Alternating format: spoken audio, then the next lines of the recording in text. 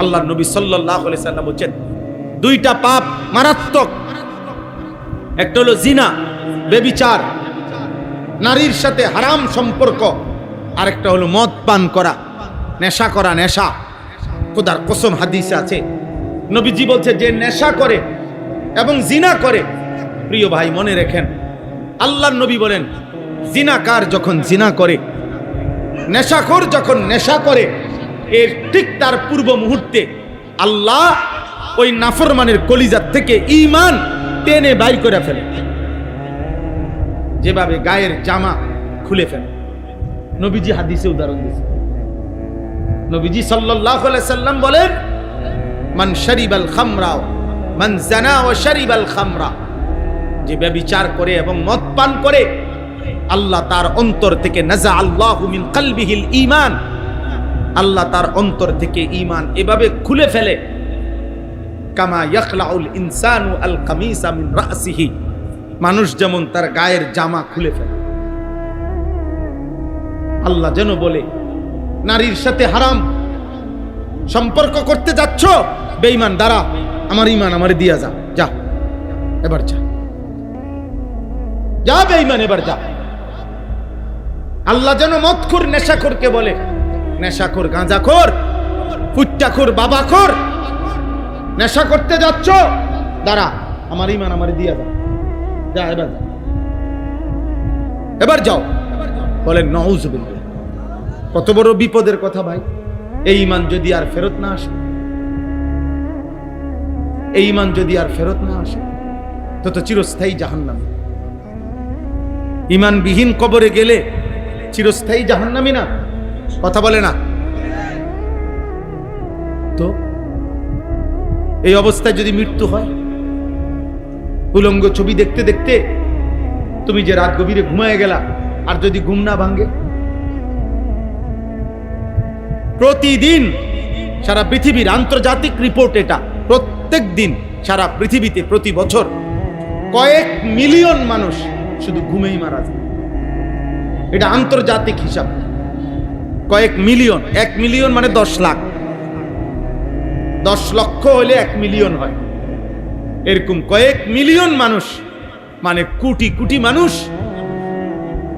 ঘুমেই মরে যায়।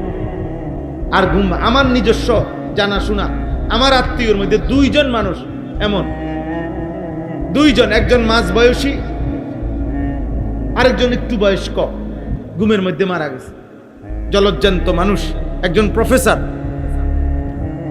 শুইছে রাত্রে, ভালো মানুষ, সকালবেলা দরজা ভাঙ্গা, জানালা, আরে সিটকারি ভাঙ্গা, এরপরে বাইর করছে, মরা।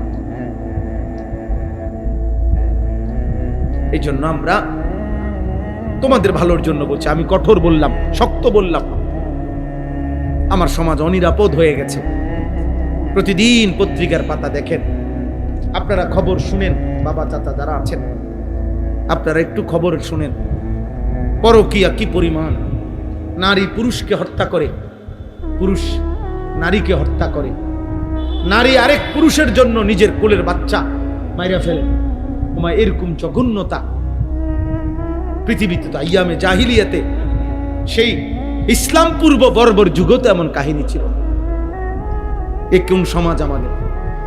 এ কোন পৃথিবীতে আমরা আসছি?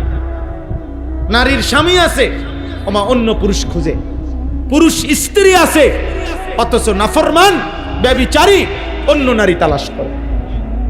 আস্তাগফিরুল্লাহ, আস্তাগফিরুল্লাহ। আরে কি আশ্চর্য কথা! আপনারা দেখেন পত্রিকার রিপোর্ট, প্রতিদিনকার রিপোর্ট শুনেন, চ্যানেলের খবরগুলো শুনেন, কি বলে প্রতিদিন। এই জন্য আমরা আলহামদুলিল্লাহ জায়গায় জায়গায় এতটুকু। এবার আসেন একটু এদিকে বলি, এদিকে বলি মানে হলো রাত্রি যত অন্ধকার হয়, রাত যত গভীর হয়, এ কথাও সত্য, আলো তত কাছায়া যায়। এখন বাজে মাত্র 9:22, বুঝা গেল এখনো রাত বাকি অনেক। কিন্তু যদি বাজে রাত 3টা, অন্ধকার যদিও খুব গভীর, কিন্তু বুঝতে হবে ভোর কাছায় গেছে, সকাল কি হয়ে গেছে, কাছায় গেছে। আলো কাছায় গেছে।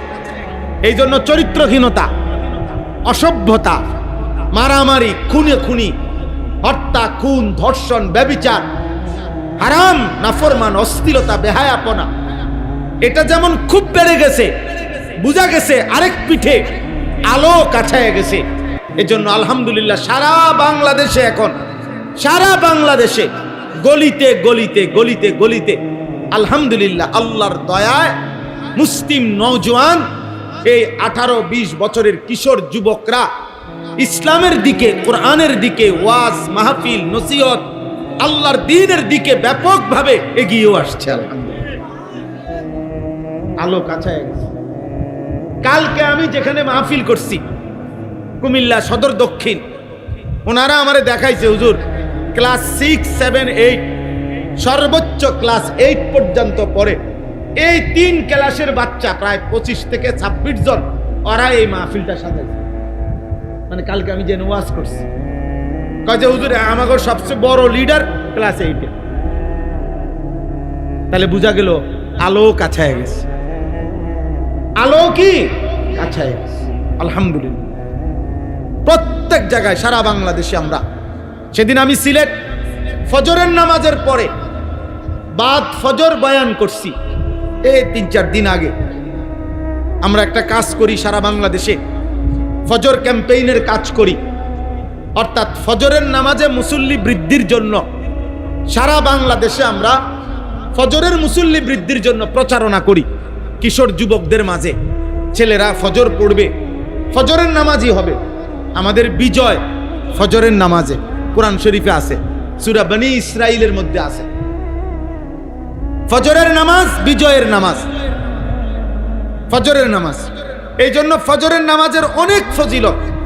নবীজি সাল্লাল্লাহু আলাইহি সাল্লাম বলছে ফজরের নামাজ মুমিন আর মুনাফিকের পার্থক্য করে।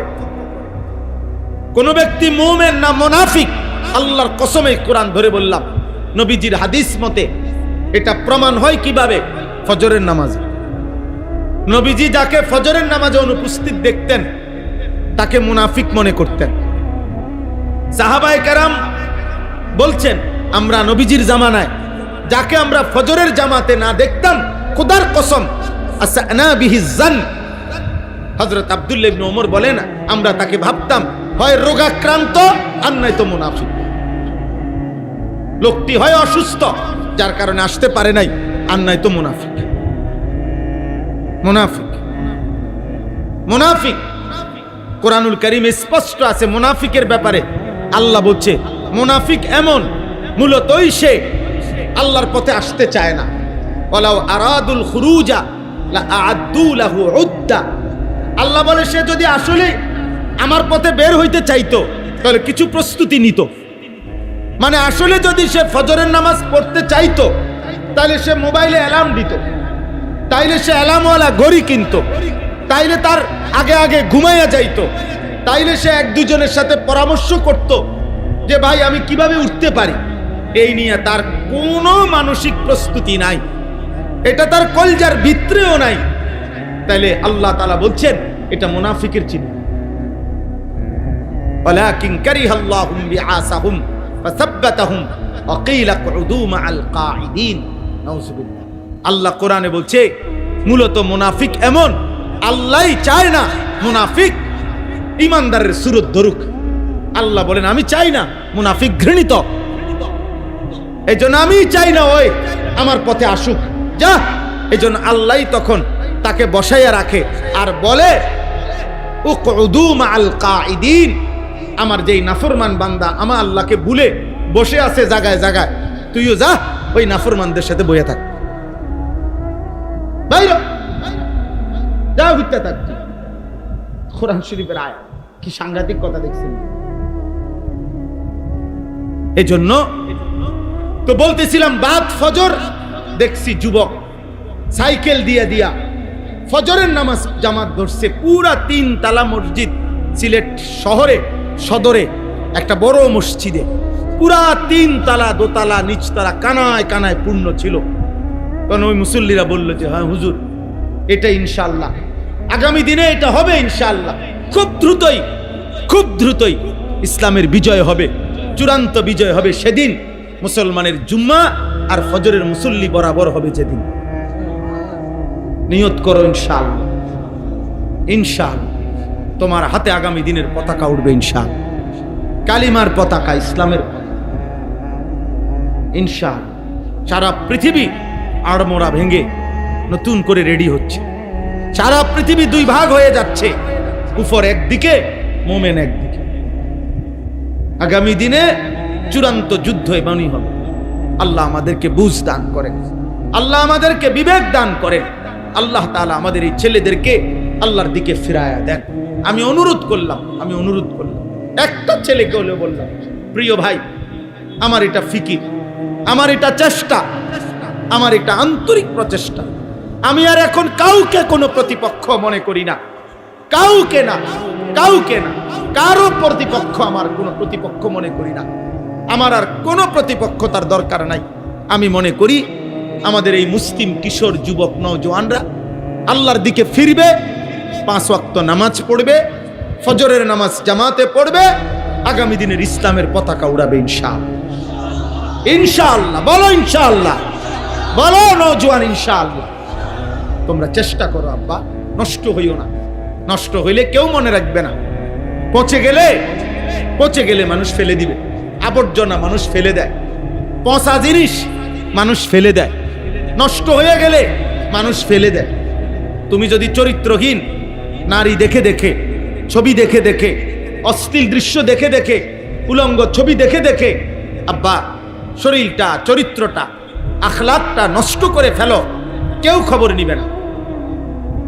খবর নি। মা বাপ, আপন বাবা এক সময় বলে ফেলে নিজের মার কাছে, নিজের স্ত্রীর কাছে, এই অজাত মানুষ হইতো না, বাদ দাও।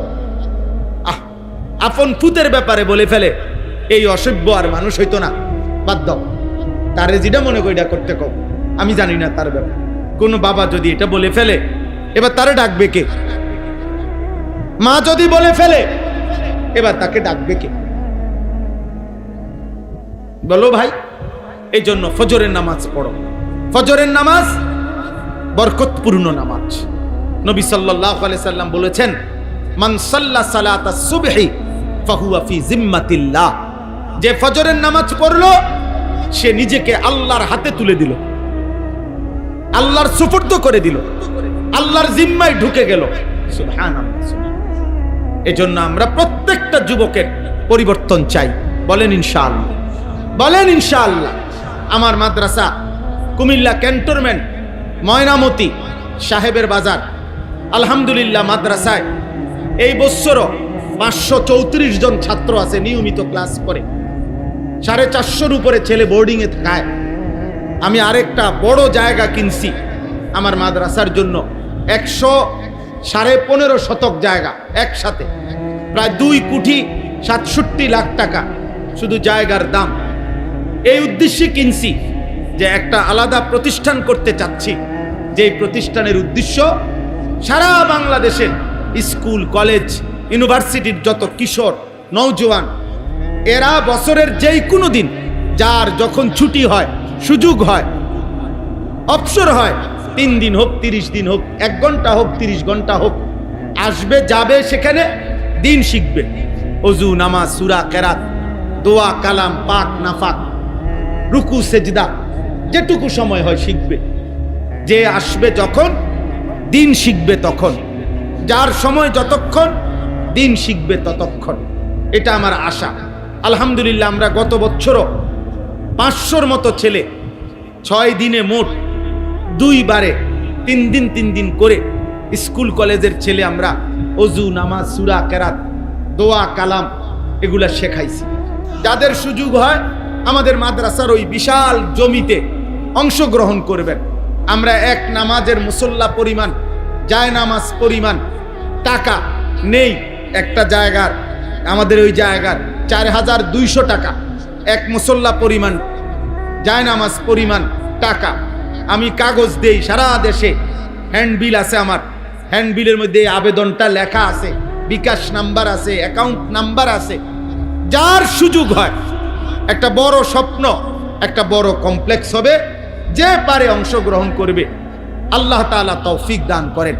আপনাদের প্রত্যেকের কাছে আমরা অনুরোধ করলাম, আপনারা আপনাদের ছেলেদের দিকে নজর দেন, আপনাদের মেয়েদের দিকে নজর দেন, আপনাদের পরিবারের স্ত্রী সন্তান ছেলে মেয়ের দিকে আখিরাতের বিষয়ে আরেকটু যত্নবান হন। ইদানিং কালে আইসা আমরা বেশি অভিভাবকরা বাড়ি ঘর বিল্ডিং দালান বাজার সদাই বিদেশ আর ছেলে পেলেকে তার হাতে ছেড়ে দিচ্ছেন। এমনি তো বাবা সন্তান মানুষ হয় না। মানুষের বাচ্চার গাভীর বাচ্চা এক না, গাভীর বাচ্চা পুরা গ্রাম দৌড়ায়, কারণ তার শুধু এক বেলা আইসা দুধ খাইলেই চলে, ঘাস কদ্দুর খাইলেই চলে, তার কোনো আখলাক শিখা চরিত্র শিখা এমন কোনো বিষয় নাই। কিন্তু মানুষের বাচ্চা আর গরুর বাচ্চা এক না। মানুষের বাচ্চাকে শুধু ভাত খাইলে হয় না, মানুষের বাচ্চা শুধু ঘুম যাইলে হয় না, মানুষের বাচ্চাকে ঈমান শিখতে হয়, ইসলাম শিখতে হয়, আখলাক শিখতে হয়, চরিত্র শিখতে হয়, চরিত্র শিখতে হয়। হাদিসের মধ্যে স্পষ্ট আছে, মিশকাতের মধ্যে এই হাদিস আছে, এক সাহাবী আয়েশা নবী সাল্লাল্লাহু আলাইহি সাল্লামকে জিজ্ঞেস করছে, ইয়া রাসূলুল্লাহ আমাকে নামাজ শিখিয়ে দেন। তিনি নবী সাল্লাল্লাহু আলাইহি সাল্লাম বললেন, তুমি আমাদের সাথে 2 দিন থাকো, 2 দিন থাকো এবং প্রত্যেক ওয়াক্ত নামাজে আমাদের সাথে নামাজ পড়ো। তখন 2 দিন টানা সাহাবী নবীজির সাথে নামাজ পড়ছেন, দেখছেন। আল্লাহ নবী সাল্লাল্লাহু আলাইহি সাল্লাম বললেন, 2 দিন পরে তুমি কি এই 2 দিনের ধারাবাহিক নামাজ দেখেছো? সাহাবী বললেন হ্যাঁ। আল্লাহ নবী বললেন, তাহলে এভাবেই সারা জিন্দেগি নামাজ পড়ো। তাহলে নবীজি নিজের কাছে রাইখা কি করছেন বলেন না? শিখাইছেন। কি করছেন? শিখাইছেন। হযরত মালিক ইবনুল হুয়াইরিস একজন সাহাবী, বুখারী মুসলিমের হাদিস। আল্লাহর নবী বলেন, ওই সাহাবী বলেন, আমরা 14-15 বছরের কিশোর ছেলে, এক বয়সী আমরা কয়েকজন নবীজির কাছে আসলাম, এসে থাকার অনুমতি চাইলাম। নবীজি আমাদেরকে থাকতে দিলেন দিন শিখার জন্য। সাহাবী বলেন, ফাআকামনা ইনদাহু 20 ইয়াওমান, আমরা 20 দিন টানা নবীজির কাছে ছিলাম। বুখারীর হাদিস, মুসলিম শরীফের হাদিস। আমরা 20 দিন নবীজির কাছে ছিলাম। 20 দিন থেকে আল্লাহর নবীর কাছে আমরা দিন শিখলাম। 20 দিন পরে দেখেন, 20 দিন পরে নবীজি এবার বললেন, ইরজিউ ইলা আহলিকুম, তোমরা তোমাদের বাড়িতে ফিরে যাও। ওয়া আল্লিমুহুম, তোমাদের পরিবারের সদস্যদেরকে এবার যা শিখছো এবার তোমরা গিয়ে শিখাও, শিখাও। এবং বললেন, ওয়াসাল্লু কামা রাআইতুমুনি উসাল্লি, এই 20 দিনে আমারে যেভাবে নামাজ পড়তে দেখেছো তোমরা মহল্লায় গিয়ে এভাবে নামাজ পড়ো। এরপরে বলছেন, ওয়া ইজা হাদারাতিস সালাহ ফালিউআদ্দিন আহাদুকুম, নামাজের ওয়াক্ত হইলে তোমাদের মধ্য থেকে একজন আজান দিও। ওয়ালিয়া উম্মাকুম আকবারুকুম, তোমাদের মধ্যে বয়সে যে একটু বড় সে ইমামতি করো। কি বোঝা গেল? 20 দিনে এই পরিমাণ দিন শিখছে, এবার ওনাগরে আজানও শিখাইছে, এমনকি ইমামতি করা পর্যন্ত ওনারা শিখে ফেলছে। নাহলে এটা বললো কেন যে নামাজের ওয়াক্ত হইলে একজন কি দিও? আজান দিও। আর তোমাদের মধ্যে বয়সে যে একটু বড় সে কি করো? ইমামতি করো। তাইলে ওয়া নাহনু শাবাবাতুন মুতাকারিবুন, হাদিসের শব্দ। উনি বলেন আমরা ছিলাম এক বয়সী যুবক। তাহলে 14 বছরের সাহাবী, 15 বছরের সাহাবী নবীজির কাছে দিন শিখছে, দিন শিখছে। 10 বছরের সাহাবী দিন শিখছে, 13 বছরের সাহাবী নবীজির কাছে থাইকা দিন শিখছে। আপনারা আপনাদের এই সন্তানদেরকে দিন শেখান, স্কুলে পড়ুক, কলেজে পড়ুক, ইউনিভার্সিটি পড়ুক, কোনো অসুবিধা নাই, কিন্তু কিছুটা সময় আলাদা করেন, আলাদা করেন। প্রিয় ভাই, তোমাদেরকে বলি ভাই, দিন শিখো, আল্লাহকে চিনো। আব্বা মুসলমান, অথচ এই জিব্বা আল্লাহর দেওয়া, সেই জিব্বায় আল্লাহর দেওয়া কোরআন একটা লাইন দেখা দেখা যেই মুসলমান আল্লাহর কোরআন দেখে দেখেও শুদ্ধ পড়তে পারে না, আহা, তার চাইতে বড় দুর্ভাগা বদনসিব মন্দ কপাল আর কে হইতে পারে? যার দেওয়া চোখ, সেই চোখে মালিকের কোরআন দেখে না। যার দেওয়া জিব্বা, ওই চোখে আল্লাহর কালাম পড়তে পারে না। এর চাইতে বড় দুর্ভাগ্য আর কি? এর চাইতে বড় দুর্ভাগ্য কি ভাই? আমি আসলাম কোত্থেকে, আমি যাচ্ছি কোথায়, কে আমাকে পাঠাইলেন, কেন পাঠাইলেন, তিনি আমার কাছে কি চাচ্ছেন, আমি যা করছি এটাই আমার সৃষ্টিকর্তা চায় নাকি তিনি ভিন্ন কিছু চাচ্ছেন। এই সামান্য এই কিছু এটুকু বোঝাপড়া যার বিবেকের মধ্যে নাই, ও আসলে মানুষ না, ও কোনোভাবেই মানুষ না, ও এই জানোয়ারের আইটেম, জানোয়ারের আইটেম। এই জন্য বললাম এটা বড় নিয়ামত, অনেক বড় নিয়ামত। কমপক্ষে গোটা পৃথিবী তুমি চিনলা না, কিন্তু কমপক্ষে তুমি নিজের ব্যাপারে বুঝলা আমি একজন মানুষ, আমি একজন মুসলমান, আমার একজন সৃষ্টিকর্তা আল্লাহ আছেন, আমার জীবন চলার জন্য আমার একজন পথ প্রদর্শক নবী আছেন, প্রিয় নবী সাল্লাল্লাহু আলাইহি ওয়াসাল্লাম।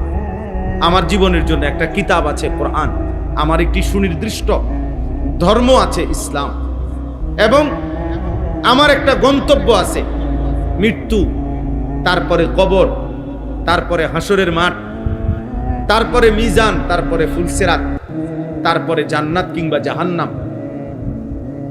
এই যে একটা ধারাবাহিকতা, এতটুকু বুঝ, আমি মানুষ, আমি মুসলমান, আমার আল্লাহ আছেন, আমার নবী আছে, আমার কিতাব আছে, আমার ধর্ম আছে, আমার মৃত্যু হবে, আমি কবরে যাব, সেখান থেকে আমাকে একদিন হাসরের ময়দানে উঠানো হবে, বিচারের মাঠে আমার আমল নামা মিজানের পাল্লায় ওজন হবে, আমাকে ফুলসিরাত পার হইতে হবে, হয় জান্নাতে পৌঁছতে হবে নয়তো জাহান্নামে পৌঁছতে হবে। দূর সিরিয়াল যার মনে আছে, যে বুঝে, খোদার কসম সেই কেবল মানুষ, বাকিগুলো জানোয়ার, বাকিগুলো হাইওয়ান আর জানোয়ারের মতো শুধুই ভোগ করছে দুনিয়া, খাইতেছে, ঘুমাইতেছে, পেশাব পায়খানা করতেছে, এতটুকু। দোস্ত, এদিক সেদিক তাকাইলে একটু পর পর লোক আসবে, এটা তো রাস্তা, তোমরা এদিকে তাকাইও না ভাই, আল্লাহর ওয়াস্তে। ধৈর্য না কুলাইলে চলে যাও ভাই, আমি আবারও বলছি, যার ধৈর্য না কুলায় সে চলে গেলে ভালো।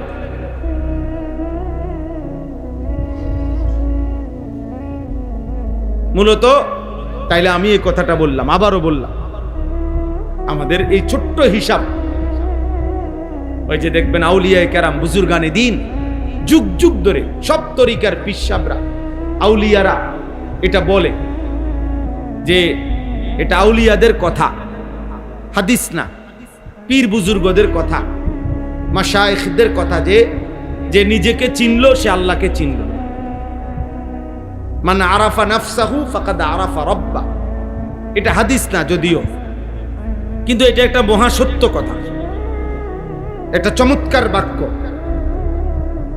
আমি যদি বুঝি আমি একজন মানুষ, আমি যদি বুঝি আমি একজন মুসলিম, তাহলে আমার এটা বুঝে আসবে, মনে আসবে যে আমার কি করণীয়। আমি যখন বুঝি যে আমার আল্লাহ আছে, আমি পাগল না, ছাগল না, আমি হঠাৎ করে আসমান থেকে পড়ি নাই, মাটির তলের থেকে বাইর হই নাই, আমাকে সুনির্দিষ্টভাবে এক মহান আল্লাহ ধারাবাহিক স্তর অতিক্রম করে আমাদেরকে এই পৃথিবীতে পাঠিয়েছেন। আল্লাহ তাআলা বলছেন, তুমি মাটির অস্তিত্বের মধ্যে ছিলা বান্দা, সেখান থেকে নির্দিষ্ট পরিমাণ খাদ্যের মাধ্যমে আমি তোমার বাবার বীর্যে তোমাকে পরিণত করেছি, বাবার বীর্য থেকে নির্দিষ্ট সময়ে তোমাকে মায়ের রেহেম জরায়ুতে, গর্ভে আমি পৌঁছাইছি, সেখান থেকে সুনির্দিষ্ট সময় 9 মাস আমি আল্লাহ তাআলা পূর্ণ করে হাত, চোখ, নাক, কান, সারা দেহ সাজিয়ে আমি আল্লাহ তাআলাই মায়ের পেট থেকে তোমাকে পৃথিবীতে পাঠিয়েছি। পৃথিবীতে তুমি প্রতিদিন আমার হাতে, তুমি ছিলা কোলের বাচ্চা, হইলা কিশোর, হইলা যুবক, হইলা বৃদ্ধ, দুর্বল, গেলা কবরে। প্রতি ঘন্টা আমি পরিবর্তন করছি তোমার, আমি নিয়ন্ত্রণ করছি, আমি নিয়ন্ত্রণ করছি। অতএব কোনোভাবেই তুমি পৃথিবীর সকল শক্তি দিয়ে হলেও আমি আল্লাহর বাঁধন থেকে ছুটতে পারবা না, ছুটতে পারবা না। আমরা প্রত্যেকে আল্লাহর বাঁধনেই, এই জন্য দোস্ত, ছোট বড় সবাইকে বলি, বাপ তুমি যদি তোমাকে না চেনো, না বুঝো, ওই ছেলে, ওই বেয়াদব, সরেন থেকে সর, যাও বেটা এখান থেকে, বাইর হ, মোবাইল নিয়ে বাইর হ, বাইর হ বেটা। আহাম্মক কোথাকার, বয়সের চাইতে বড় মোবাইল নিয়ে এসে বসে। জালেম ওই মা বাপ, মনে রাখবা ভাই, তোমাদের অসংখ্য সন্তান আজকে বরবাদ হয়ে গেছ তোমাদের মা বাবার গাফলতির কারণে, অভিভাবকের খামখেয়ালির কারণে। তোমরা সুখ খুঁজতেছো, আনন্দ খুঁজতেছো মোবাইলের মধ্যে, কিন্তু একদিন, আজ না হোক কাল, একদিন তোমরা বুঝবা, টের পাবা, মোবাইল তোমাদের জীবন থেকে কেড়ে নিয়েছে বেশি, দেয় নাই কিছুই। একদিন হিসাব মিলাইলে দেখবা তোমার হায়াতের শত শত ঘন্টা, মিনিট, সেকেন্ড তোমার হায়াতের এই মোবাইল কেড়ে নিয়েছে, বিনিময়ে তোমাকে কিছুই দেয় না। এই পৃথিবীতে এই পর্যন্ত মোবাইলের বরকতে কেউ জ্ঞানী হইছে যে আজ মোবাইলের কারণে আজকে আমি এত বড় জ্ঞানী, মোবাইলের কারণে আজকে আমি এত বড় ধনী, মোবাইলের কারণে আজকে আমি এত বড় নেককার, এমন একজনও নাই, একটা পাগলও নাই, একটা ছাগলও নাই, কেউ নাই রে আব্বা, কেউ নাই। পথের ফকির ছাড়া শরীর, যৌবন, জীবন, সময়, হায়াত নষ্ট করা ছাড়া আর কিছুই জোটে না, আর কিছুই জোটে নাই, কারো কিছু জোটে না। এই মোবাইল শুধুই কেড়ে নিচ্ছে প্রতিদিন। আর যদি কিছু না যায়, তা আমার ঘন্টাগুলো যায়, আমার হায়াত যায়, আমার মিনিট যায়। এই আমার জীবনের অংশ, আমার হায়াত নির্ধারিত, আমাদের বয়স নির্ধারিত। আমরা হাজার ভালো কাজ করিলেও আমাদের হায়াত বাড়বে না, আমরা হাজারো মন্দ কাজ করিলেও আমাদের হায়াত কমবে না। হায়াত হায়াতে সুনির্দিষ্ট, লিকুল্লি উম্মাতিন আজাল, প্রত্যেক জাতি, গোষ্ঠী, ব্যক্তির মৃত্যু নির্ধারিত, নির্ধারিত। তাইলে একটি সুনির্দিষ্ট হায়াত সময় থেকেই তোমার প্রতিদিন কমতেছে, কমতেছে। তুমি সবচেয়ে বড় ধনী হলো হায়াত বাড়বে না, আর সবচেয়ে বড় ফকির হলো হায়াত কমবে না। কেউ যদি ইবাদত করতে করতে আব্দুল কাদের জিলানিও হয়, তবুও নির্দিষ্ট সময়ে মৃত্যু হবে। কেউ যদি নাফরমানি করতে করতে ফেরাউন নমরুদ হয়, তবুও মৃত্যু হবে। একেবারে সুনির্দিষ্ট, একদম সুনির্দিষ্ট। এটাই আমি বলতেছিলাম, এতটুকু উপলব্ধি করা উচিত। একজনই বুঝো, একজনই, একটি ছেলেও যদি অনুভব করো যে আমি একজন মানুষ, আমি মুসলমান, আমি পাগল না, ছাগল না, আমি মুশরিক না, আমি ইয়াহুদি না, আমি হিন্দু না, আমি বৌদ্ধ না, আমি খ্রিস্টান না, আমি মুরতাদ না, আমি নাস্তিক না, আমি বেঈমান না, আমি নর্তকীর ঘরে জন্ম নেই নাই যে আমি নর্তকী দেখব, আমি ফুটবল খেলোয়াড়ের ঘরে জন্ম নেই নাই বেটা, আমি এক আলেমে দ্বীনের ঘরে জন্ম নিয়েছি।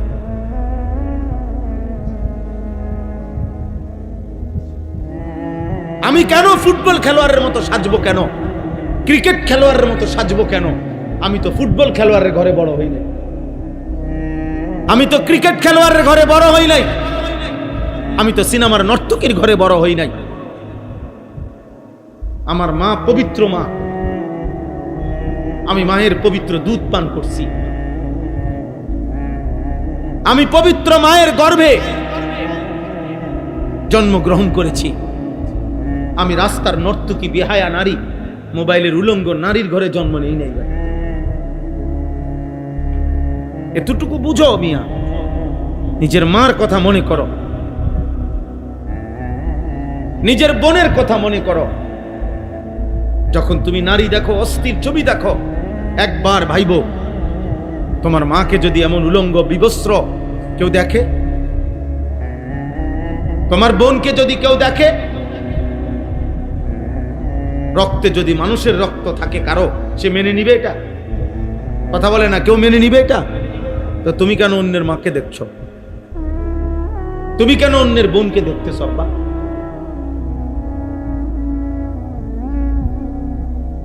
বলো ভাই। এই জন্য দয়া করো, কমপক্ষে এতটুকু যে আমি আমাকে চিনলাম, এর যে নাই বিশ্বাস, হে পাগল। এই জন্য পাগল মানুষ নিজের চিনে না, বুঝে না। বেচারা পাগল এই কারণে, বেচারা কি খায় কি ধরে সে বুঝে না। সে পেশাবও ধরে, পানিও ধরে, তার কাছে বিরিয়ানি আর পায়খানা বরাবর, কারণ সে তো ব্রেন সমস্যা। তার কাছে কোনো পাক না ফাক নাই, হালাল হারাম নাই, কারণ সে তো পাগল। কিন্তু আমরা তো আব্বা পাগল না। আল্লাহ তো এখনো আমাদেরকে সুস্থ রেখেছেন। এখনো তো আমরা আলো অন্ধকার আলাদা বুঝি, আমরা রাত দিন আলাদা বুঝি, সুখ দুঃখ আলাদা বুঝি। আমরা কেন নিজের জীবন নষ্ট করে দেব? এই জন্য আজকে প্রথম কথা এটা বললাম। আলহামদুলিল্লাহ, নওজোয়ান যুবক মহব্বত করে মাহফিল সাজাইছে, এটুকু ছোট্ট আয়োজন হইছে। আল্লাহর দয়ায় আপনারা বসতে পারছেন। একটি মাহফিলে, একটি ওয়াজে পৃথিবীর সব কথা বলে শেষ করা যাবে না, কিন্তু এটা মনে রাখতে হবে, কমপক্ষে আমি যেন আমাকে না বলি, আমাকে না বলি।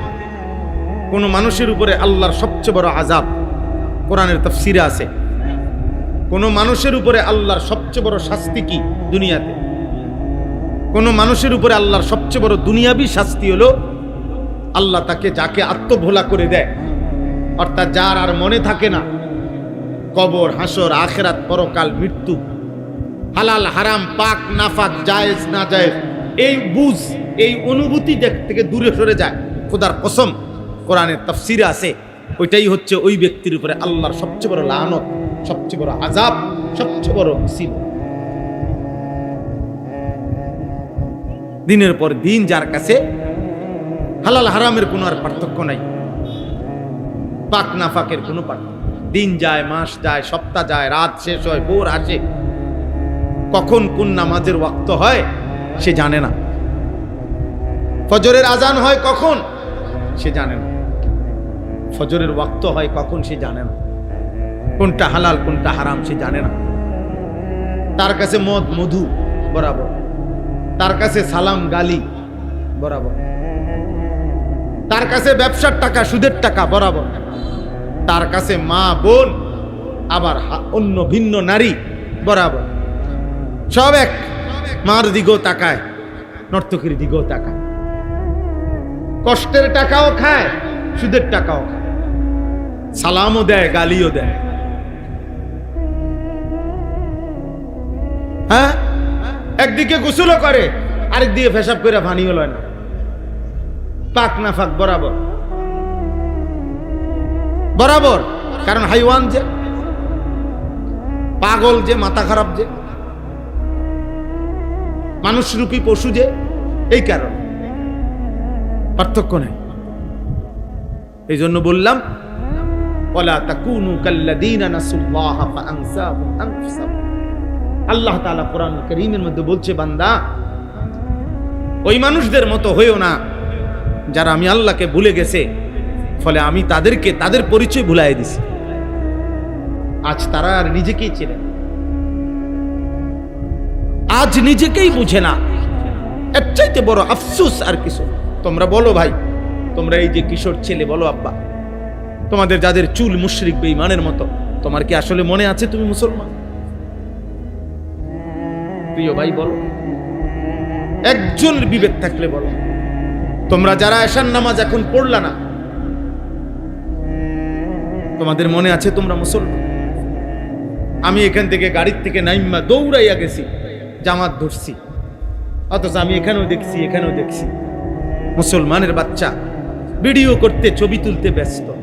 কত বড় নিকৃষ্ট বেয়াদব, কত বড় জঘন্য বেয়াদব,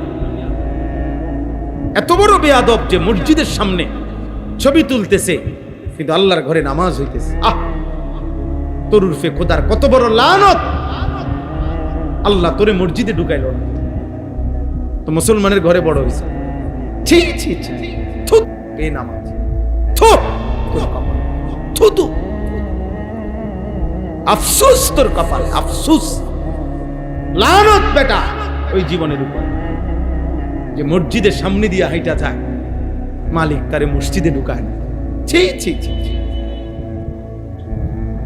আফসোস। আল্লাহর নবী সাল্লাল্লাহু আলাইহি সাল্লাম বলেন, মসজিদের সাথে যার দিলের সম্পর্ক, খোদার কসম নবী বলছে আল্লাহ তাআলা তাকে কিয়ামতের দিন আল্লাহর আরশের নিচে ছায়া দান করবে। যেই 7 ধরনের ব্যক্তিকে আল্লাহ পাক কিয়ামতের দিন আল্লাহর আরশের ছায়া দান করবে, তার মধ্যে এখানে একজন হলো ওই ব্যক্তি যার দিল মসজিদের সাথে লেগে আছে, দিলে যার মসজিদের প্রতি ভালোবাসা। রাজুলুন কালবুহু মুআল্লাকুন বিল মাসাজিদ, যার অন্তর মসজিদের সাথে ঝুলে থাকে, দিল পড়ে থাকে মসজিদে, অন্তর পড়ে থাকে মসজিদে, বাইরে ঘুরে কিন্তু দিলের মধ্যে মসজিদের প্রতি ভালোবাসা। আবার কখন আজান হবে, আবার কখন জামাত হবে, মসজিদে যাব কখন, এই ভালোবাসা নবীজি বলছেন আল্লাহ পাক তাকে কিয়ামতের দিন আল্লাহর আরশের নিচে ছায়া দান করবে। সুবহানাল্লাহ। কোরআনুল কারীমের মধ্যে আছে, নবীজি বলছেন আর আল্লাহ বলছেন, সূরা তাওবার মধ্যে আছে যে মসজিদ আবাদ করে, মসজিদ আবাদ করে, আল্লাহ বলছে তুমি সাক্ষী দিতে পারো যে সে আল্লাহর প্রতি ঈমান রাখে, আখিরাতের প্রতি ঈমান রাখে, আখিরাতের প্রতি ঈমান রাখে। আর মসজিদের সবচেয়ে বড় আবাদ মসজিদে নামাজ। যে মসজিদে নামাজ হয় না, ওইটা ভবন দিয়া কি হবে? আল্লাহর নবী সাল্লাল্লাহু আলাইহি সাল্লাম বলছেন প্রত্যেক মসজিদের কিছু খুঁটি থাকে, ইন্না লিল মসজিদে আওতাদান, প্রত্যেক মসজিদের কিছু খুঁটি থাকে, খুঁটি, পিলার। নবীজি বলছেন প্রত্যেক মসজিদে 5 ওয়াক্ত যে মানুষগুলো নামাজ পড়ে ওরা ওই মসজিদের খুঁটি, পিলার। কি কথা? নবীজি বলছেন ওই মুসল্লিগুলোর জন্য প্রত্যেক মসজিদের যে খুঁটির মতো 5 ওয়াক্ত নামাজ পড়ে যেই মুসল্লিরা, এদের জন্য আল্লাহ পাক আলাদা ফেরেশতা নিয়োগ দিয়ে রাখে। ওই ফেরেশতারা প্রতি ওয়াক্তে নামাজের সময় ওই নির্ধারিত মুসল্লিদের খবর নেয়, তারা আসলে তাদের জন্য রহমত মাগফিরাতের দোয়া করে। কসম আল্লাহর, নবীজি বলেন যদি তারা মসজিদে না আসে, আল্লাহর ওই ফেরেশতারা তাদের খবর নেয়, যদি অসুস্থ হয় তাহলে তার জন্য আল্লাহর কাছে শিফা, সুস্থতা কামনা করে দোয়া করে। পেরেশানি থাকলে আল্লাহর কাছে দোয়া করে, আল্লাহ আপনার বান্দা পেরেশানিতে আছে, আপনারে সেজদা দিতে জামাতে আসতে পারে নাই, আপনি তার পেরেশানি দূর করে দেন। বদনসিব বেটা, মুসলমানের বাচ্চা বেটা, মসজিদ চিনস না বেটা, নামাজি চিনলি না, না বেঈমান হইলি না ইমানদার হইলি, কিছুই তো হইলি না বেটা, কিছুই তো। কোন ইহুদির বাচ্চা তো তোদেরকে নিবে না বেনামাজি। যাইয়া দেখ বেটা, আমেরিকার আব্বারে গিয়া বল যে আমি 24 ঘন্টা তোদের মতো চলি ফিরি, আমি একদিনও 1 ওয়াক্ত 5 ওয়াক্ত নামাজ পড়ি না, আমি দাঁড়াইয়া মুতি, আমি নর্তকী ছাড়া রাত কাটাই না, সারা রাত উলঙ্গ ছবি দেখি, আমার চুল মুশরিক তোদের মতো, তোরা আমার এনে। খোদার কসম, একটা ইহুদি একটা খ্রিস্টান, তোমরা জানো না ছেলেরা, বাবারা জানেন না আপনারা, আপনাদের চোখের সামনে সন্তান বরবাদ হয়ে যাচ্ছে, আপনারা তামাশা দেখতেছেন। বয়স্ক লোকরা বসে বসে ইদানিং কালের বুড়ারাও বহুত বড় গাফেল। আগের বুড়া এরকম বুড়া ছিল না।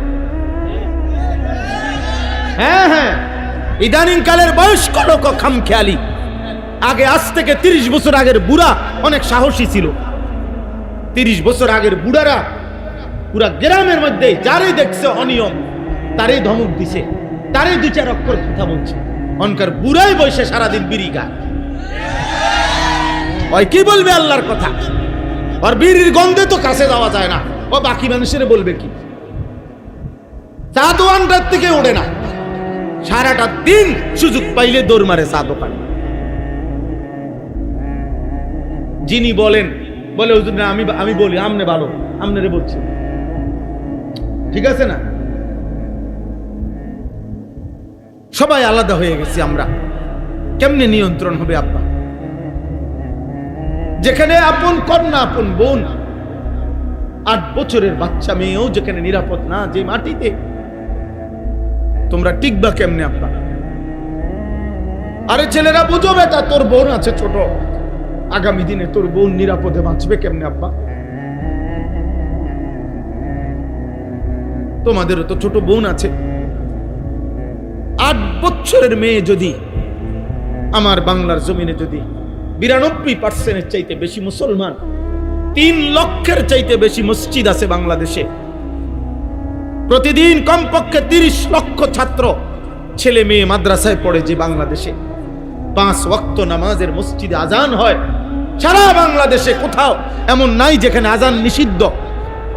তাহলে সারা বাংলাদেশের কোনায় কোনায় যেখানে 5 ওয়াক্ত নামাজের আজান হয়, যেখানে এত কোটি কোটি মুসলমান, সেখানে যদি 8 বছরের মেয়ে ধর্ষিতা হয়, 8 বছরের মেয়ের যদি কল্লা শরীর থেকে কাইটা আলাদা করে ফেলা হয়,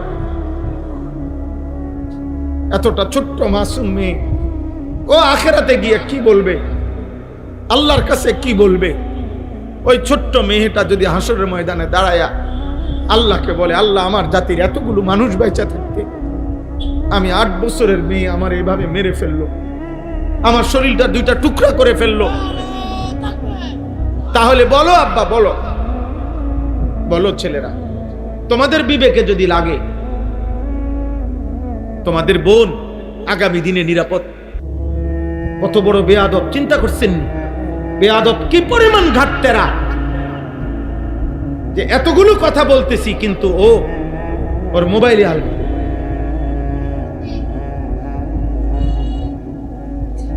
হ্যাঁ দেখছেন বাচ্চা, এই বাচ্চা ফিতরাত, এটা তার হলো কি স্বভাবজাত, সে বুঝছে।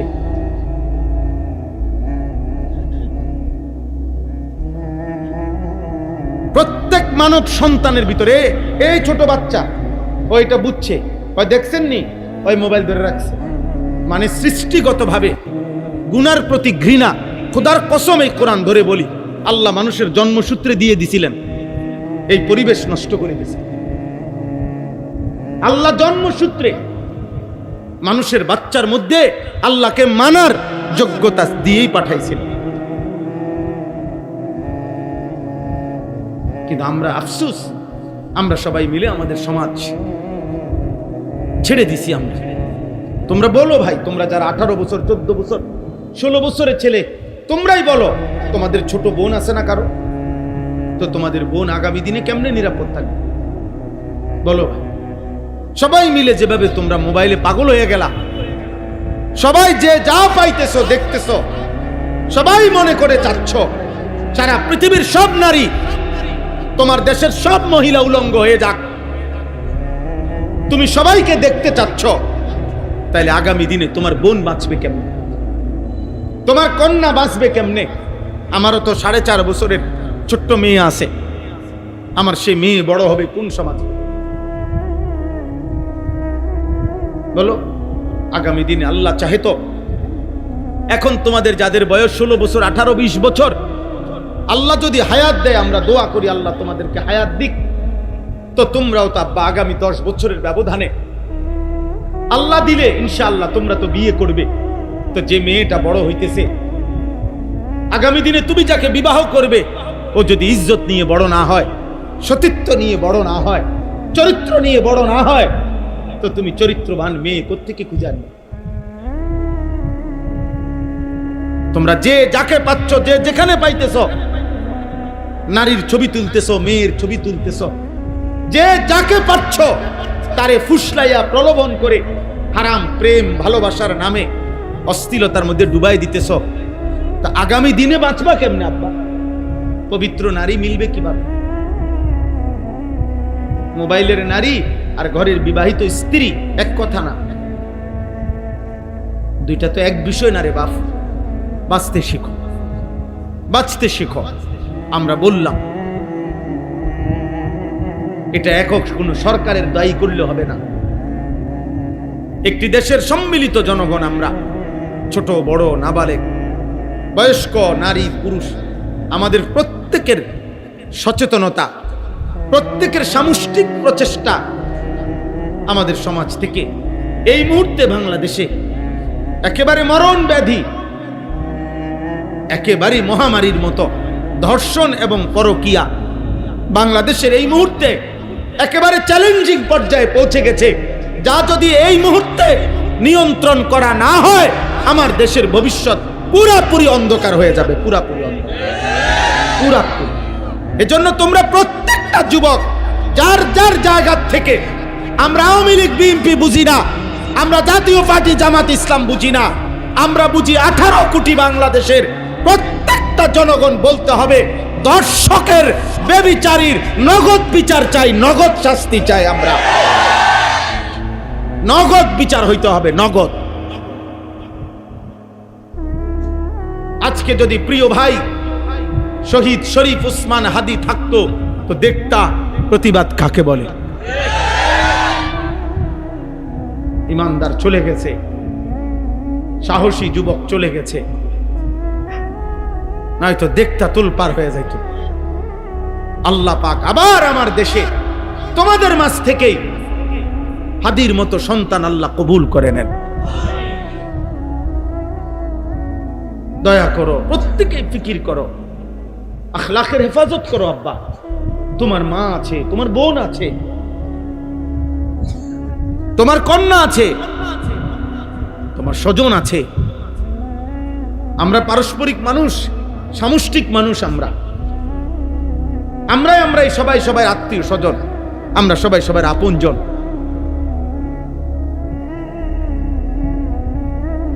আমাদের মা, আমাদের বোন, আমাদের নারী, আমাদের কন্যারা যদি আমাদের সমাজে নিরাপদে থাকতে না পারে, যেখানেই লাঞ্ছিত হয়, যেইখানেই হোক, যার দ্বারাই হোক, সেটাই চরম ঘৃণিত এবং তার বিরুদ্ধেই প্রতিবাদ করা আমাদের দায়িত্ব। সে যেই হোক, আমার ঘরের হোক, আপনজন হোক আর দূরের হোক, আমার সমগোত্রীয় হোক অথবা অন্য গোত্রের হোক। ধর্ষক ধর্ষকই, ব্যভিচারী ব্যভিচারী, আমরা ধর্ষককে থুতু মারি, আমরা ব্যভিচারীকে আমরা থুতু মারি, চরিত্রহীনকে আমরা ঘৃণা করি, ঘৃণা করি। বলেন আপনি, আমি তো প্রায় বলি, ওই যে অসংখ্য মুসলমান আছে আমাদের সমাজে যাদের উপরে হজ ফরজ, কিন্তু 60 বছরেও যেই মুরব্বীর হাতে 3টা ফুট বিদেশ গেছে, 3 বিল্ডিং করছে, মেয়ে বিয়ে দিছে, কত কিছু করছে উনি, কিন্তু উনার কপালে আল্লাহর ঘরে যাওয়াটা জোটে নাই, কাবার কালো গিলাফ দেখে নাই, মদিনার রওজা নবী সাল্লাল্লাহু আলাইহি সাল্লামের সামনে দাঁড়াইবার মতো মহব্বত কলিজায় জাগে নাই। আপনি কিসের আশেক মিয়া? গায়ের জোরে বললে হবে মিয়া? হ্যাঁ, 60 বছরে 70 বছরে, অথচ স্পষ্ট মাসআলা আপনারা যে কাউকে জিজ্ঞেস করলে পারবেন, যেই ব্যক্তির, যেই মুসলমানের বসত বাড়ির অতিরিক্ত, মানে যেখানে মানুষ থাকে এর অতিরিক্ত এতটুকু জমি আছে, যার জমি, ফসলের জমি, যে জমির কিছু অংশ বিক্রি করলে হজের টাকা হবে, বাকি জমিটা দিয়া সে তার সংসার চালাইতে পারবে, সংসারের 1.5 মাসের আসা যাওয়ার খরচটুকু দিয়া যাইতে পারবে। কিছু জমি বেচলেই, একাংশ জমি আছে 15 শতক, মনে করেন 5 শতক বেচলেই হজের টাকা হয়, এবং বউ বাচ্চা ওই যে হজে থাকবে যে কয়দিন, এই কয়দিনের বাজার সাজারের টাকা হবে, আর বাকি জমি তো আছেই, ওইটা দিয়েও আইলে চলতে পারবে। এই কোরআন হাতে বললাম আল্লাহর কসম, ওই মুসলমানের উপরে হজ করা ফরজ, ফরজ, ফরজ। এবং এমন মুসলমান যদি হজ না করে মরে যায়, তো আল্লাহর নবী বলছে ওইটা হয়তো ইহুদি মরছে, নয়তো খ্রিস্টান মরেছে, মুসলমান মরে নাই। আমনের বুঝে না ধরলে আমনের কাছের হুজুর রেজিগা, আপনি বলেন এই হিসাব করলে মাহবুব ভাই আমাদের সমাজের কি পরিমাণ মুসলমান বয়স্ক লোকদের হজ ফরজ বলেন? 1 কোনা জমি বেচলে এরকম 10-12 হজের টাকা হইব, এমন মানুষ নাই? কথা বলেন না কেন? আল্লাহর নবী বললেন ওই লোকের মৃত্যু হবে কিসের মৃত্যু? ইহুদির মৃত্যু, খ্রিস্টানের মৃত্যু, মুসলমানের নয়। যিনি সুপারিশ করবেন তিনি এ কথা বলছেন, তো সুপারিশ করবো কোন আব্বায়? আমাদের কোন বাপে সুপারিশ করবে? হ্যাঁ, গপ মারে সাধুহানে ভইয়া গেলাম হইলে মনটা তো চায়, কার মনে না চায়? 3টা ফুট এই বয়সে বিদেশ পাঠাইছি, তারা যদি দয়া কইরা পাঠায় বাপেরে বিদেশ, আরে হজে, তাইলে তো যাইলাম হইল। বুঝি মানছে ফুট বিদেশ পাঠালে নি হজ ফরজ হয়? কথা বলেন না কেন? হজ ফরজের সাথে ফুতের বিদেশ কি? মেয়ের বিয়ের কি সম্পর্ক? বিল্ডিং এর কি সম্পর্ক? মা কি ও কোন হুজুর কোন মেয়ে বিয়ে দেয় সারি নাই, কদুর বদুয়ার করি নাই, এত সকাল হজ কি এর? না, এত সকাল হজ না, হজ করবেন আপনি 200 বছর পরে। আপনি হজ আপনি তো বাঁচবেন 600 বছর পৃথিবীতে, কাজেই আপনার বয়স যে সময় হবে 550, পাফুনে 600, এই সময় হজ করেন। আপনি এত সকাল কীর্তন করবেন? আপনি তো আসছেন নূহ আলাইহিস সালামের হায়াত দিয়া, আমরা তো নূহ আলাইহিস সালামের হায়াত নিয়ে আসছি পৃথিবীতে, না তো কয় এত সকাল কিসের হজ? খামখেয়ালি আর কি, খামখেয়ালি। দিন শিখেন, আপনি মাসআলা বুঝেন, আপনি আলেমে দিন থেকে জিজ্ঞেস করেন, হুজুর আমার জমি আছে এত, আমার টাকা আছে এত, আমার উপরে হজ ফরজ কিনা? আপনি জানেন এটা? আপনি জিজ্ঞাসা করলে ক্ষতি কি? না, জিজ্ঞাসা করে শুধু একটা মাসালা, ফেতরা কত, এই কথাই এনে জিজ্ঞাসা শুধু। কেন? উনি জানে, ওনার ভিতরে এটা খবর আছে, হুজুরের আব্বায়ও যদি কয় 110 টাকার বেশি হইতো না। বুঝেন না হিসাবটা? অসুবিধা কি? এটা মাইক দিয়ে কইলে কি? এটা যদি 3 তালার মাইক দিয়েও বলে টাকা তো 110 না, মানুষ 5 জনের 500 টাকা দিয়ে দেবো, এটা একেবারে মাইকিং করে দিলে কি? এই জন্য ফেতরা জিজ্ঞাসা সবার আগে, কিন্তু যাকাত জিজ্ঞাসা করেন। কি বিষয়টা কি? যাকাত তো ফরজ, কুরবানি ওয়াজিব। এটা ইচ্ছার উপরে না, এটা শরীয়তের মাসআলার উপরে। আমাদের মনে করেন এই বছরের হিসাব হইল, এই বছর 1,78,500 টাকা। কোরবানির 3 দিন যার কাছে 1,78,500 টাকা অতিরিক্ত যার কাছে আছে, এই পরিমাণ, তার উপরেই কোরবানি ওয়াজিব 3 দিনের মধ্যে। যে ছেলেটা বিদেশ থেকে বাড়িতে টাকা 20,000 30,000 টাকা পাঠাইছে, মনে করেন আপনাদের যেই ছেলে, এই ছেলে সে তো বাড়িতে টাকা দিছে বাপ মারে, তো হে তো সারা বছরই টাকা দেন, এখনো দিছে, কিন্তু এই ছেলেটার কাছে কোরবানির 3 দিন, আজকে 2 বছর 5 বছর যে বিদেশ করে, তার কাছে 1,80,000 টাকা নাই। কথা বলেন না কেন? তাহলে তার উপরেও তো কোরবানি ওয়াজিব, তার কোরবানি কই? কথা বলেন না? 3 ফুট কামাই রোজগারি করে, মনে করেন একজন বিদেশ, একজন শহরে চাকরি করে, একজন গ্রামে দোয়ানদারি করে, ওমা মিলছে কোরবানি আসছে, তুই 25,000 দে, এইতে দিছে 15,000, এইতে দিছে আব্বা আমি গ্রামে দোয়ানদারি করি, ধরেন আমি দিছি 10,000, সব মিলাইয়া টাকা 50,000 মিলাইছে, মিলাইয়া আব্বা মার নামে কোরবানি দিছে, গোস্তের ব্যবস্থা হয়েছে, এটা নিয়ে কোরবানি। এই বুঝি এই মিল্লা জিল্লা কুমিল্লা, এটা নিয়ে কোরবানি। কোরবানি বুঝি এমনি হয়? কোরবানি বুঝি, কোরবানি তো পরিবারের উপরে ওয়াজিব হয় না, মানুষের উপরে ওয়াজিব। বুঝছিনি আমার কথাটা? কোন পরিবারের হিসাব না, হিসাব হলো মানুষ, ব্যক্তি হিসাব। তাইলে আপনার ঘরে উপার্জন করে যতজন, ওদের লগে কথা বলতে হবে, ওরা জানতে হবে ওই উপার্জনকারী লোকটা ছেলে হোক আপনার অবিবাহিত হোক, বালেগ হইলেই হইছে, যার বীর্যপাত হয় সেই বালেগ। তাহলে ওই রকম সন্তান সে যদি আপনার 1,78,500 টাকা, এ ধরেন 1,80,000 টাকা তার কাছে যদি অতিরিক্ত জমা থাকে, তার উপরেই কোরবানি ওয়াজিব। এখন ফ্যামিলির যতজনের কম অতজনের উপরেই কোরবানি ওয়াজিব। বাপের কোরবানিও দিবেন, ছেলের কোরবানিও দিবেন। মহিলাদের মধ্যে যে সমস্ত মহিলা ওনার কাছে কিছু স্বর্ণ আছে, 1 বড়ি 1.5 বড়ি মনে করেন, আর ওই কুরবানির 3 দিন ওনার কাছে কিছু টাকাও আছে, 30,000 টাকা, 10,000 টাকা, 5,000 টাকা। তো স্বর্ণ আর টাকা এই দুইটা মিলাইলে যদি 1,80,000 টাকা হয় দাম, দুটোটার দাম মিলাইলে, তাহলে নিঃসন্দেহে ওই মহিলার উপরে কুরবানি ওয়াজিব। বলেন বলেন কত লক্ষ কোটি নারীদের উপরে কুরবানি ওয়াজিব না চাচা?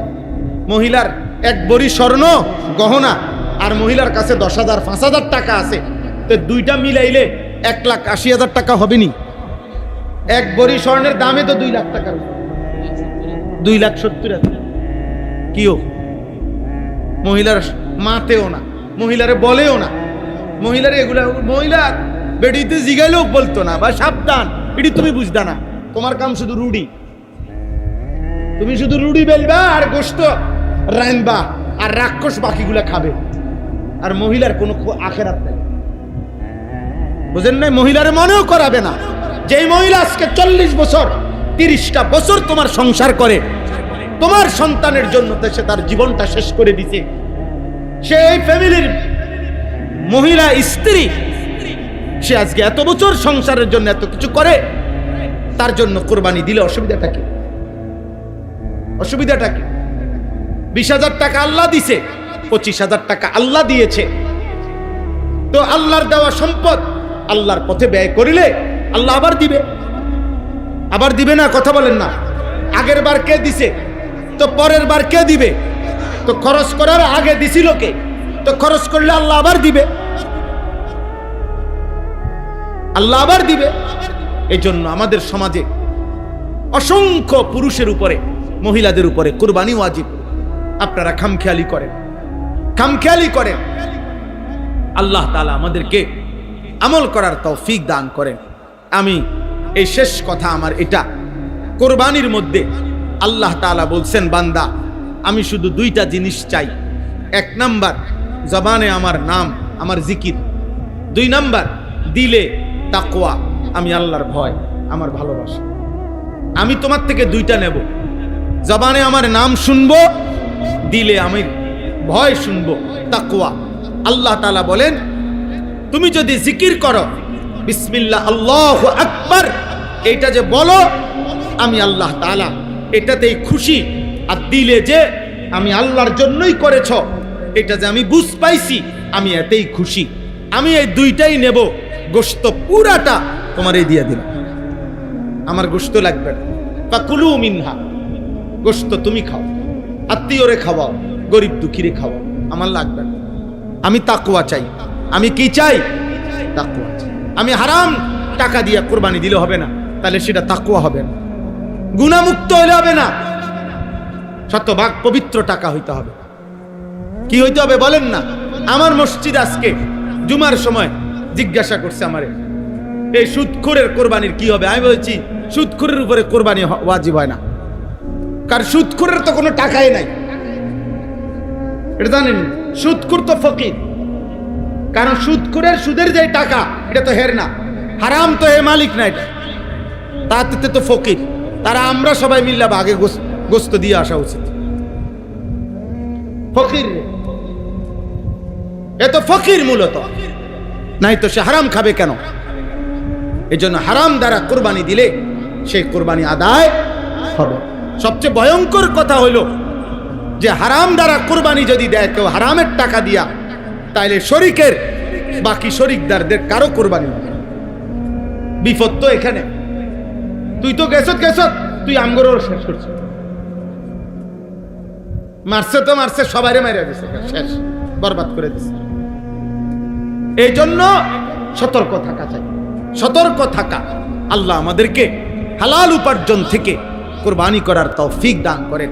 আল্লাহ তাআলা পুরুষ, নারী, মা, বোন আমাদের সকলকে বুঝে শুনে কোরবানি আদায় করার তৌফিক দান করেন। নবীজি সাল্লাল্লাহু আলাইহি সাল্লাম হযরতে ফাতেমা রাদিয়াল্লাহু তাআলা আনহাকে বলছেন, ফাতেমা মনে রেখো, কোরবানির প্রথম ফোঁটা রক্ত মাটিতে পড়বার সাথে সাথে আল্লাহ পিছনের সব গুনাহ মাফ করে দেন। অনেক ফজিলত, অনেক ফজিলত, অনেক নেকি আব্বা, অনেক নেকি, অনেক নেকি। মহব্বতের সাথে ইনশাআল্লাহ কোরবানি আদায় করবেন, বলেন ইনশাআল্লাহ। কয়েকদিন নফল রোজা রাখার চেষ্টা করেন। কোরবানির আগের দিন পর্যন্ত 9 জিলহজ 9টা রোজা রাখা নবীজির মুবারক আমল। আলহামদুলিল্লাহ, আল্লাহর নবী বলছেন জিলহজের প্রথম দিন থেকে কোরবানির আগের দিন পর্যন্ত এই 9টি রোজার প্রত্যেকটি রোজা, একটি রোজা 1 বছরের পূর্ণ রোজার সওয়াব। এই রাতগুলোতে ইবাদত করলে সবে কদরে ইবাদতের সওয়াব। আলহামদুলিল্লাহ, আমরা গত প্রথম দিন থেকে আজকে পর্যন্ত সবগুলো রোজা রাখছি আলহামদুলিল্লাহ। বাকিগুলো রাখার পূর্ণ ইরাদা আছে ইনশাআল্লাহ। নবীজি বলছেন 9 জিলহজ মানে কোরবানির আগের দিনের রোজা। আপনারা সবাই চেষ্টা করবেন বুধবারের রোজাটা। আল্লাহর নবী বলছেন 9 জিলহজ রোজা রাখলে আল্লাহ তাআলা তার পিছনের 1 বছর, পরের 1 বছর, 2 বছরের গুনাহ মাফ করে দিবেন। মা বোনদেরকে বলবেন 9 জিলহজ বুধবার দিন সকালবেলা ফজরের নামাজের পর থেকে 5ম দিন বুধবার, বৃহস্পতিবার, শুক্রবার, শনিবার, রবিবার আসর পর্যন্ত তাকবীর পড়বেন। প্রত্যেক নামাজের পরে আল্লাহু আকবার, আল্লাহু আকবার, লা ইলাহা ইল্লাল্লাহু ওয়াল্লাহু আকবার, আল্লাহু আকবার, ওয়ালিল্লাহিল হামদ। 5 ওয়াক্ত নামাজের ফরজ সালাম ফিরাইয়া এই তাকবীর পড়া ওয়াজিব। তাকবীর পড়বেন, বলেন ইনশাআল্লাহ। তাই এনে একটা সুযোগ আছে, ছাড় আছে। যারা 5 ওয়াক্ত নামাজ পড়েন না, আপনাদের পড়তে হবে না। না হে কই পড়বে? হে তো নামাজই পড়ে না, এই নাফরমান পড়বে কই? বোঝেন নাই কথা? বেনামাজি নাফরমান, তুমি পড়তে হবে না। তুমি তাকবীর পড়বে কোন জায়গা? তুমি তো নামাজই পড়ো না। অতএব আগে কি সিদ্ধান্ত নেন? 5 ওয়াক্ত নামাজ পড়বো ইনশাআল্লাহ। আল্লাহ তাআলা আমাদেরকে তৌফিক দান করেন, আল্লাহ আমাদেরকে কবুল করে নেন। আজকের এই করুইবাড়ি যুব সমাজ এবং প্রবাসীদের উদ্যোগে এই মাহফিলে আল্লাহ বরকত দান করেন, আমিন।